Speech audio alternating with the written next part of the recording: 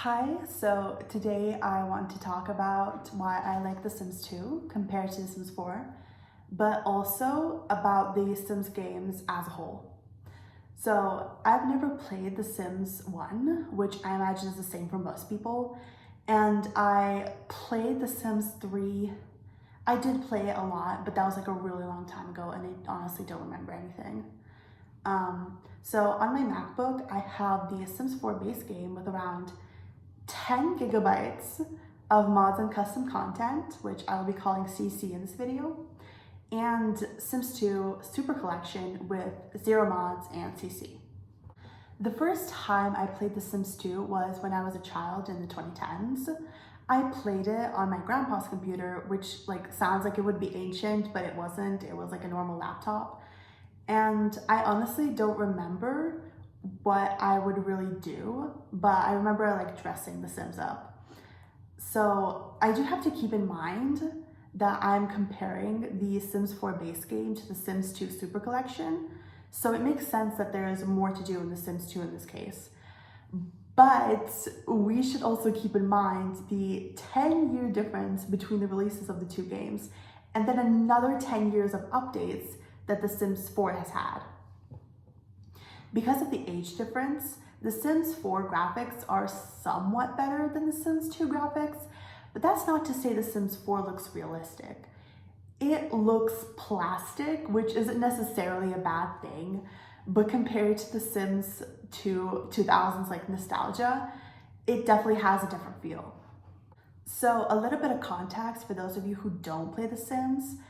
There are like main 3 modes in this game. The first one is create a sim, which is where you make your sim, you make like your character, you dress them up and you give them a personality. And then there's build mode where you build their house, and there's live mode where you actually like make your sim interact with things and like live, make a career, whatever. So that's that. And the main point I want to say in this video is this. So in my opinion, The Sims 4 is all about create a sim and build mode, but there's not much to do in the actual live mode gameplay. The Sims 2 is all about live mode gameplay, but this create a sim and build mode are kind of limited. So I love making sims in The Sims 4, and it's like all I do in that game, but I have to use a lot of custom content for my sims because the base game clothes selection is like very outdated. It's all 2014 fashion, and it's like very 2014. Like not all of it, but like you can feel it. And the Sims 2 selection is also technically outdated, but partially because the 2000s style is kind of back in fashion right now, and partially because it has more timeless pieces. The selection does not feel outdated. But we should keep in mind, at least The Sims 4 has nails, more skin tones, scars, shoes that are separate from pants, and like overall more options even in the base game compared to The Sims 2. I don't really mind the create a sim items being so limited in The Sims 2, partially because you only get one outfit per category, but also because there's just like a different culture around The Sims 2. Like on social media, all I see about The Sims 2 are posts like praising the small details and like mundane actions of the game. Like there's this air of nostalgia that you definitely don't have about The Sims 4. I feel like The Sims 2 Sims feel more alive and kind of build their own story. Meanwhile, The Sims 4 Sims are like a blank slate that you have to imagine your own story for. Also, The Sims 4 community is more about sharing mods and like endless custom content that actually like makes the game worthwhile. Also, another thing you should keep in mind if you want to start playing The Sims 4 is that you will end up spending a considerable amount of your time CC shopping on the internet, which isn't actually shopping because it's free. It just means you're looking for new clothes or furniture for your Sims, as well as mods that will expand your gameplay. And I have definitely spent like a long time just searching stuff. And like, it's fun. It is fun. It's like shopping, but for free. And you don't actually get the stuff that you shop for. Like your Sims get those things. But it's like, it's a waste of time at the end of the day because you're not even playing the game.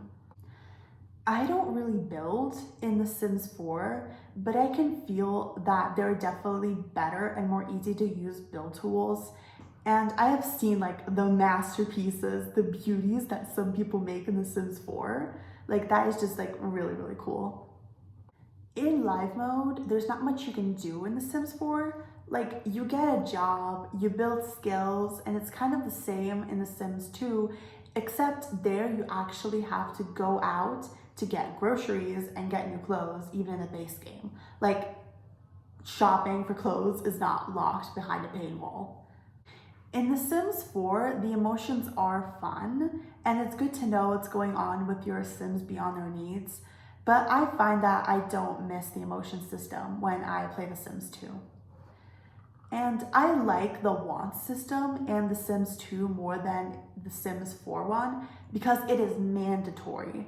Like in The Sims 4, if you don't do your what your Sims like wants, like yeah, they'll feel bad. They'll think like, oh, you'll get like a notification saying like, oh, why aren't you doing this, you know? But in The Sims 2, it is mandatory. If you do not do what your Sims want, they will have a mental breakdown, and it is scary. First time it happened, I thought my Sim was about to die. And if you complete their wants, they will build their skills faster. Not faster, easier, because it's a whole other system. I'm not gonna go into it. I feel like the Sims 2 Sims are harder to please. Their needs decay quicker and they have more needs overall. Because of the comfort and environment needs, you have more incentive to buy nicer stuff for your Sims and therefore earn more money. So the other day I was talking about The Sims to my non-Sims playing friends because like that's the only interesting thing that's going on in my life right now. And I told her, if you're gonna play The Sims, like any Sims game, let it be The Sims 2. You either pay 30 euros for base game with all DLC on Windows or 15 for base game with some of the DLC on Mac. The Sims 4 base game is free, and if you have access to custom content, it's okay. If all you're gonna do is play dress up and build. But eventually you're gonna feel bored and will be inclined to buy DLC. And Sims 4 DLC is expensive. I was about to buy an expansion pack for The Sims 4, but then The Sims 1 and The Sims 2 Remastered got released and like The Sims 2 became popular again. So that's why I'm kind of happy that I got, you know, a whole new game instead of just getting an expansion pack for a game I barely play. Although I think The Sims 2 is better than The Sims 4, I think all Sims games have one problem. They tend to imitate real life, and real life is mostly boring. You go to work, which the Sim usually does alone, and you don't get to see them. But even when you do, it's just your Sim doing tasks all day. When the Sim gets home, they tend to their needs and build skills. Every now and then you take your Sim outside and then you make them meet someone to get married to and have kids with. Now I have several Sims to assign tasks to. This is kind of like the main way you play the game. If you want to play the game in any other way, for example, without getting a job, you're not gonna get far without money cheats. And yeah, you can use money cheats, say that like your Sim had rich parents and just let them like explore the world and do what they like. But there's only so much exploring you can do, especially if you only have the base game, and it just gets boring.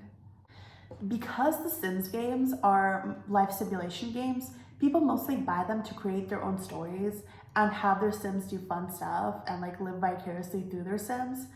But also because the Sims games are just games, there's only so much they can simulate. Like, okay, I get a little like cliche in this part, but like they can't simulate the feeling of sunlight falling on your face or like the real satisfaction that comes with achieving something you've worked hard for. This is also the reason why the Sims games are pretty much the only games that attempt to simulate life. Like there's been like Paralives and that other one that I don't remember the name of, but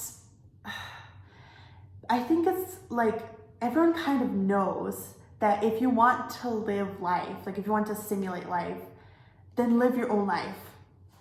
Like life is the most realistic and intricate life simulation that could ever exist. And like, yeah, there's bad stuff in life, and there is, like, I understand why people play The Sims. Like, I will never be famous. I will never be rich and famous, and I would like my sim to be rich and famous and pretty and like whatever. But you don't really feel satisfied from that because it's all a simulation. Maybe real life is a simulation. We don't know. But yeah, thanks for watching. That's all I have for today. See you next time.